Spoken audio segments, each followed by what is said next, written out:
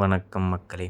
இன்றைக்கி நம்ம இந்த வீடியோவில் மீன் குழம்பு எப்படி குக் பண்ணலான்னு சொல்லிட்டு பார்க்கலாம் வாங்க. டேஸ்டியான மீன் குழம்பு. ஃபஸ்ட்டு ஆயிலில் கடுகு பூண்டு எல்லாம் போட்டு அழித்து வச்சுருக்கேன். அதில் வெங்காயத்தை ஆட் பண்ணிக்கோங்க. வெங்காயத்தை ஆட் பண்ணி நல்லா பொன்னிறமாக வர வரைக்கும் மிக்ஸ் பண்ணிக்கோங்க. அதில் கருவேப்பிலையை கொஞ்சம் ஆட் பண்ணி நல்லா கிளறி விட்டுக்கோங்க. வெங்காயம் நல்லா கோல்டன் ப்ரௌனில் வரணுங்க. அது வரைக்கும் நல்லா மிக்ஸ் பண்ணுங்கள். அதை மிக்ஸ் பண்ணதுக்கப்புறம் நம்ம டொமேட்டோ ஆட் பண்ணிப்போம்.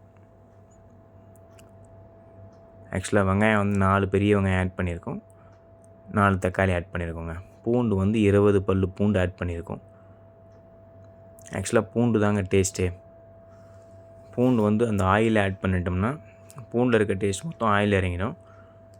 அதுக்கப்புறம் உங்களோட மீன் குழம்போட ஸ்மெல்லே சூப்பராக இருக்குங்க. நெக்ஸ்ட்டு கொஞ்சமாக உப்பு ஆட் பண்ணிக்கோங்க. உப்பு ஆட் பண்ணிங்கன்னா ஈஸியாக வெந்துடும். உங்களுக்கு வெங்காயமும் சரி தக்காளியும் சரி கொஞ்சம் ஈஸியாக குக் ஆகும், ஃபாஸ்ட்டாக குக் ஆகும். கொஞ்சம் நேரம் தட்டு போட்டு மூடி வச்சுருங்க, ஒரு 2 மினிட்ஸ் நல்லா குக் ஆகட்டும். அதுக்கப்புறம் நல்லா எடுத்து கிளறி விட்டுக்கோங்க. கம்ப்ளீட்டாக ரெண்டுமே நல்லா பொன்னிறமாக கம்ப்ளீட்டாக வேகணுங்க.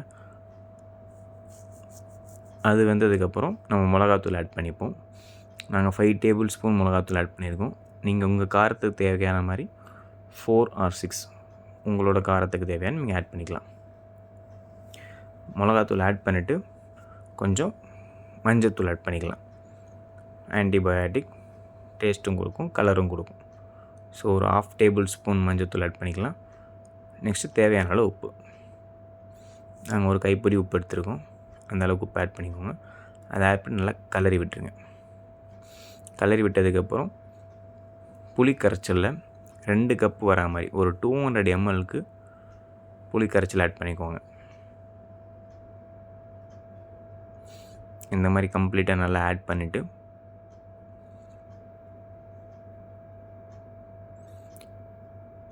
நல்லா கிளறி விட்டுக்கோங்க.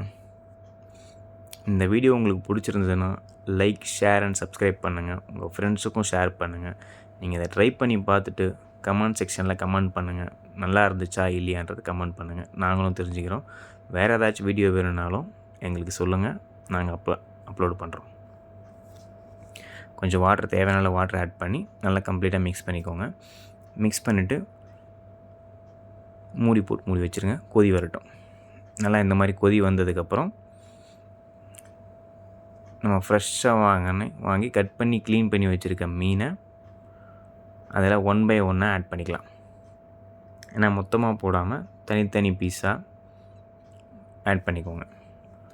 நாங்கள் 1 kg மீன் எடுத்துருக்கோங்க.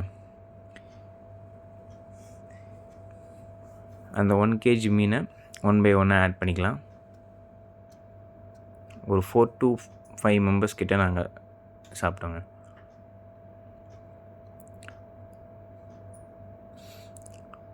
ரொம்ப கலரி விடக்கூடாது, பொறுமையாக இந்த மாதிரி பண்ணுங்கள். ஏன்னா மீன் லைட்டாக வெந்துச்சுனாலும் உடஞ்சிரும். அவ்வளோதாங்க. நல்லா கொதி வரட்டும். கொதி வந்துச்சுன்னா இது முடிஞ்சுதுங்க. நீங்கள் ஒரு வாட்டி ட்ரை பண்ணுங்கள். ட்ரை பண்ணிவிட்டு கமெண்ட் செக்ஷனில் சொல்லுங்கள் மீன் குழம்பு எப்படி இருந்துச்சுன்னு. உண்மையாகவே டேஸ்டியாக இருக்குங்க. செமையாக இருந்துச்சு. ட்ரை பண்ணி பாருங்கள். தேங்க்யூ.